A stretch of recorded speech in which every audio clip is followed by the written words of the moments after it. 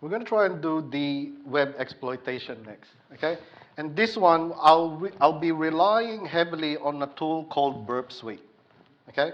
And I think it's important that you guys try to understand this tool because it is highly used, especially in the cybersecurity scenario. I know for a fact that when you have the cybersecurity topic in second year, it's something that you will use, okay? Because the topic is being rewritten, and I'm actually writing the CTF. So some of the CTF exercises will actually require you to use Burp Suite. And I'm basically covering everything today. That's going to be in the topic anyway. Right, so. Wait, sorry, what was the name of the app, sorry? Burp Suite. So I'll show you what it is. It's this app, Burp Suite. And what it is, it's an intermediary between you, the user, the website that you're using, and it goes between that. So it captures the packets to and from. And using this intermediary software, this intermediary application, you can actually try to manipulate things as it goes in and out of the web server. Okay? And we'll try to see a few of that stuff. Sounds very similar to Surfshark. Sorry, what? Sounds very similar to Surfshark. I haven't used that, but maybe, yeah. I think it was, I think I used it in the... It's a proxy, basically. Wireshark. Wireshark. Yes, it is. But Wireshark actually does on the packet level. This one basically goes up a level higher on the actual application layer on the HTTP, and only parses every packet into an HTTP transaction. And you can modify the packets too. Yeah, exactly. Now, I'll show you on this website. So, first of all, let's copy this. Copy link. Where's my... And I'm going to open the browser.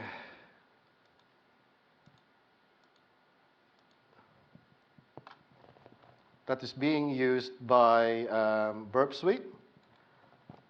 I'll paste the link, and for now I'm going to turn the intercept off so it doesn't notify me all the time. So here you will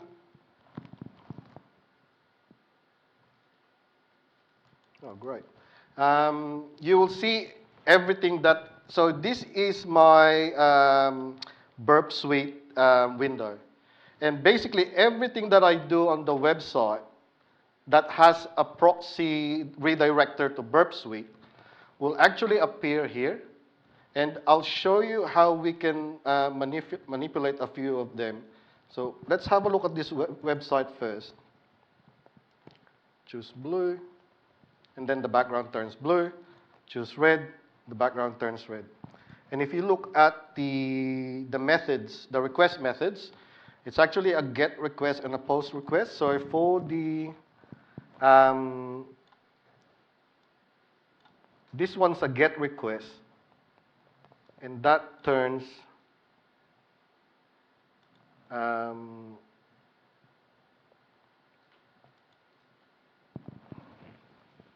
it turns it to blue.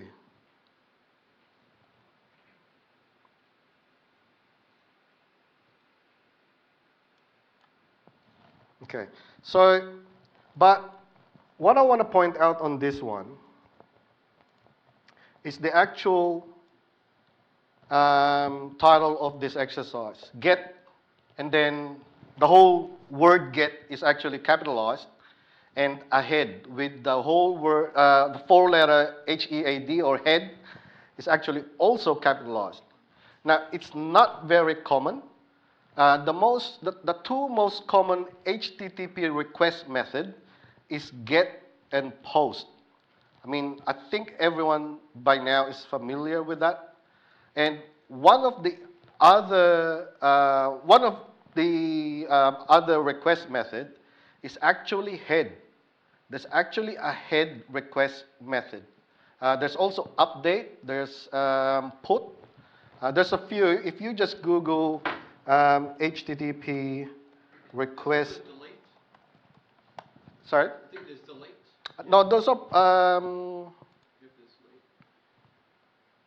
so these are the actual, these are the request methods.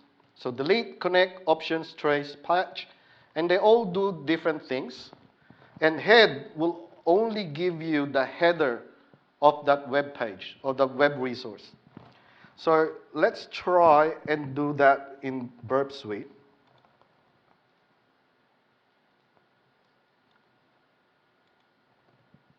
So if what I'm going to do is I'm going to use this one of this traffic and send it to a repeater. And you'll see that the repeater gets highlighted. So once it's here, now I can change this actual packet traffic to just say head. So rather than use a get request, I'm doing a head request. And let's see what the actual output. And see, on the headers of that request, you will actually see the actual flag. Okay? And that's one of the ways you can use Burp Suite. One of the ways you can use Burp Suite to manipulate things as you send it out, rather than actually changing the actual request packet itself programmatically. You can actually just change a few characters that you want to send in Burp Suite. Okay? So I won't put that in, but that's the flag for this exercise. We'll go to the next one because they'll all be using Burp Suite. The next one is cookies, right? So by the actual exercise title, you could sort of understand that this will involve cookies in web sessions. All right. Now cookies are a way so that the website can remember you. So when you go back to the website, you don't lose what you've done on their website. Okay? So for example, if you're on eBay, right, and you put things in your cart, and you accidentally lost power to your computer, once you boot up, open that website again, log in with your session. If the cookies are still active, they're not expired, you will actually see everything that you've done in that website in your cart still available. Okay, so that's what cookies are. So it's a way to remember your activities in different parts of the website, to carry you over in different parts of the web page. Okay, so let's try and copy this and put it into that browser that Burp uses. Let's go back to our history.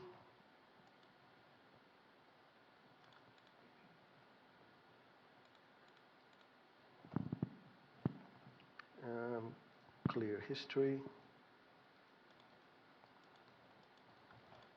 Right, so welcome to my search page. See how much I like different cookies. Snickerdoodle. I love Snickerdoodle. Now, if you want to see cookies on a web page, you don't actually need to go to Burp Suite. You can just press, go to Developer Tools or F12, and go to Sources. No, actually, not Sources. Application. And go to Application and Cookies. And there you can see for this page, the cookie value is 0.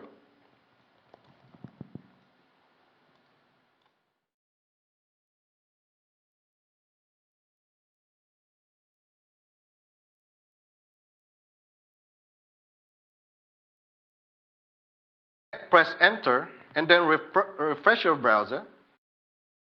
Then you'll see actual flag. And that's because the main reason of that is you tried every permutation of cookie from -1 to +25. Okay? And based on the result in Burp Suite, it's 18 that has that difference in length, the massive difference. Okay? Hopefully that's something useful for everyone, because if you're doing any kind of web CTF, web hacking or web pen testing, Burp Suite is a tool that you will always use. So now let's try and go to the next one, which is Inspector.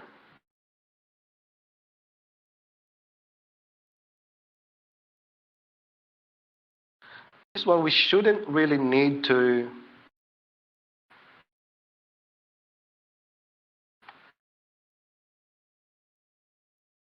so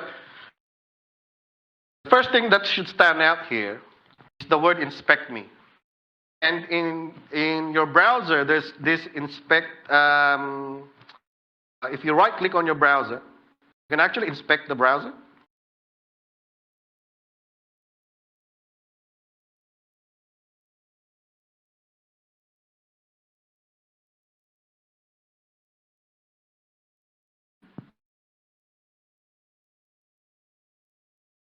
And there you could see the first part of the flag. If you copy that, you could see it's one of three. It's the first of three.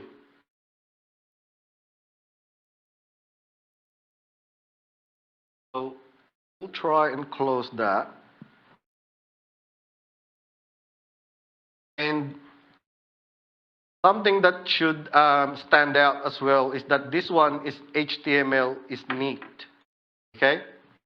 And if you look at the main page,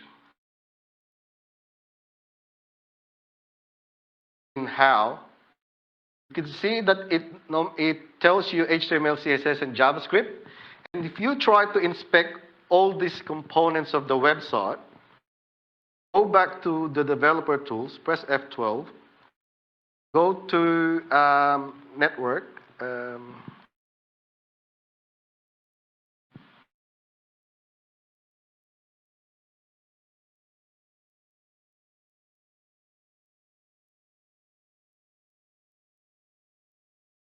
it is. That's the CSS file. And just underneath it is a commented flag. We'll copy that.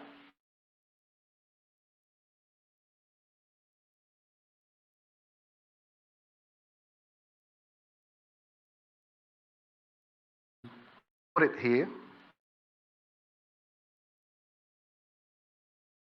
Then the last one,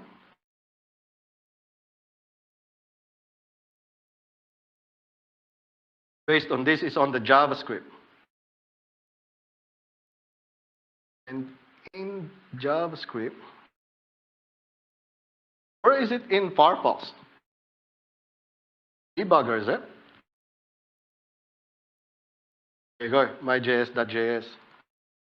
So we should be looking, oh, there you go. That's the last part.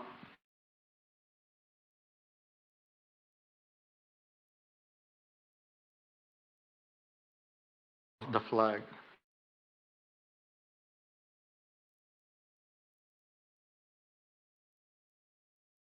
So what that should have, what that exercise is teaching us is that a lot could come from inspecting the source code of the actual web page. If anything, if you see a web page, you can actually copy the whole web page by by downloading the source code and looking at the links of the CSS. Just by doing that, you could copy any web page. So it wouldn't be hard to render any website according to how you want it to look. So that's the last part of the web exploitation, and the next one will be in forensics.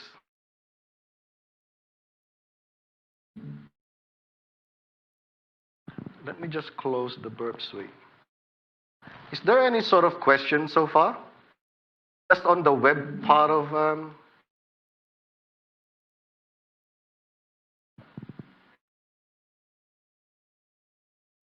yeah.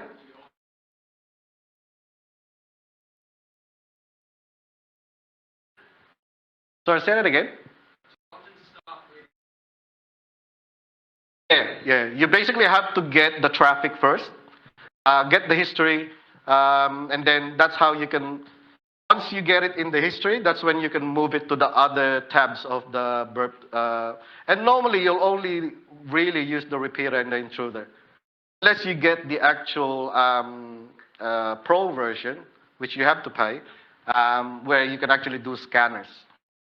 But the benefit of the free version at the very least, repeater intruder is will do most of everything. We've got a question from online as well. Yeah. How do you identify which exploit is needed? Is there a way to tell? No. Actually, for a website, if you're trying to see what vulnerabilities are available on the website, the very first thing that I would do is go through the top 10, OWASP top 10.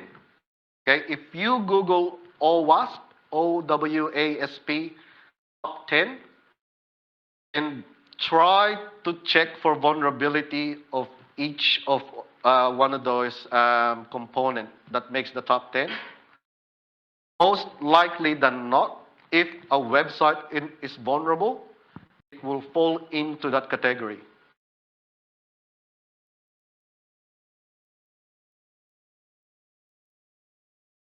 But in general, there's no one way of telling whether a website is vulnerable to something or not, other than checking, different vulnerabilities.